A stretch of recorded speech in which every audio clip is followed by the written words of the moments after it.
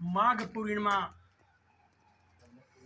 के अवसर पर संत शिरोमणि गुरु रविदास जी का जन्मदिन मनाने के लिए हम यहाँ लाइब्रेरी में उपस्थित हुए हैं।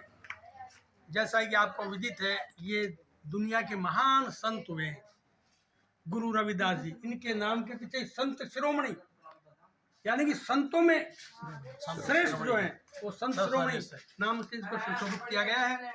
ये 1450 में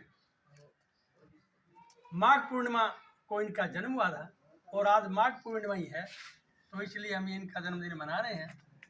इनकी माताजी कलसा देवी जी और पिताजी का नाम संतोष दास जी थे। वे भी बहुत अच्छे विचारों के आदमी थे और ये वैसे मूलतः इनके गुरु जी तो कबीरदास जी थे।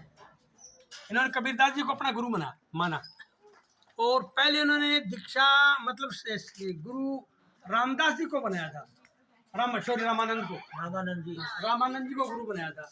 लेकिन बाद में रामानंद जी के विचारों में थोड़ी भिन्नता थी, क्योंकि वो ब्रह्मा विष्णु जिनको मतलब क्या है कि वो अमर मानते थे कि भाई ये तो कभी खत्म नहीं होंगे।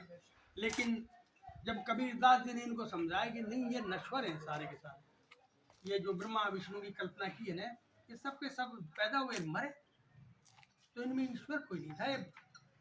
जो जन्म लेता है वो मर जाता है, तो वो ईश्वर कहाँ से हो। तो जब उनकी ये बात समझ में आई तो फिर उन्होंने इनसे दीक्षा ली कबीरदास जी से। और मीरा भी इनकी शिष्या क्यों बनी थी, वो भी कबीरदास जी से प्रभावित थी।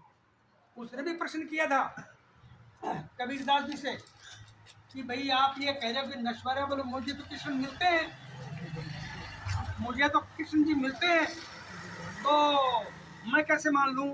तो उन्होंने कहा कि आप कृष्ण जी के आपके दिल और दिमाग में बसा हुआ है, इसलिए आपको सपने भी कृष्ण जी के आते हैं। बाकी ये सारे सारे नश्वर हैं, जो जन्म लिया वो मर गया, वो ईश्वर कैसे हो सकता है। ईश्वर तो एक अलग चीज है जिसको आप ईश का कोई देवता नहीं है ना, इस नाम से कोई देवता नहीं है।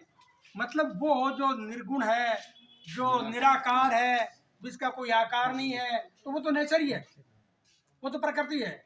इसलिए उन्होंने ईश्वर जो माना है, ईश माना है, वो मतलब नेचर को ही माना। कबीरदास जी भी नेचर को